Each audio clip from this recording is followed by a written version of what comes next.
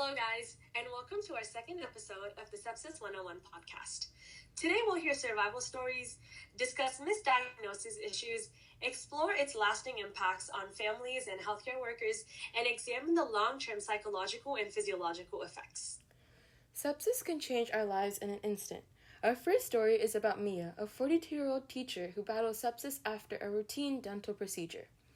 She was having a minor toothache. However, the next day she was in the ICU fighting for her life. The fever came out of nowhere. Her husband rushed her to the ER and the healthcare professionals caught it just in time. Mia's quick intervention saved her life. But not all stories have such fortunate outcomes. Mark, a father of 3, wasn't so lucky. Mark's symptoms were mistaken for the flu. By the time they realized it was sepsis, his organs were already starting to shut down. A part of his foot was amputated, but we're fortunate that he's alive today. These stories highlight how crucial early recognition is to save lives. Yes, we are truly grateful to have them alive today. I've heard that symptoms of sepsis can be confused with symptoms of other diseases. So how can we ensure that we're protected when having such symptoms? Yes, it is very important to make sure that we're careful with our symptoms, since misdiagnosis is a common issue with sepsis, because its early symptoms are fever, confusion, and rapid heartbeat, which can be easily confused with other illnesses.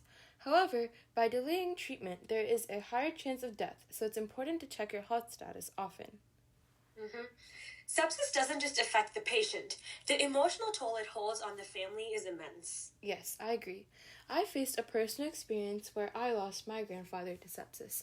It was heartbreaking. My grandfather slipped and fell on cement in India whenever it was raining outside.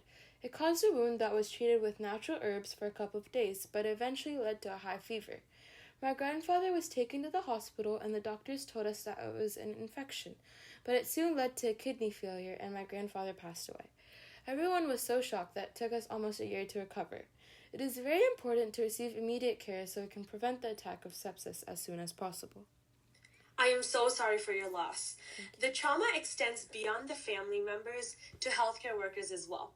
Nurses, doctors, and other healthcare providers often face emotional exhaustion from battling sepsis from the front lines. Yeah, it's really hard to not take it home with you as a medical professional because it deeply impacts us. But emotional support and counseling can help, and more systematic support is needed as well. Surviving sepsis is just the beginning. Many patients face long-term consequences as well. Yeah, so physically, survivors may deal with chronic pain, fatigue, and amputations, but psychologically, post-sepsis syndrome includes anxiety, depression, and PTSD. Friends and family may have to make sure to watch for signs of depression in survivors and encourage them to seek help as often as possible. Today we've explored the complex journey of sepsis survivors, from the dangers of misdiagnosis to lasting impacts on families and healthcare providers. If you or a loved one has been affected by sepsis, know that you're not alone. Resources are available for both physical and emotional recovery. Thank you for joining us today. If today's episode resonates with you, please share with your friends and family to spread our awareness. And don't forget to follow our Instagram and TikTok at sepsis_awareness Capel. Until next time, stay informed and stay healthy. Thank you. Thank you so much.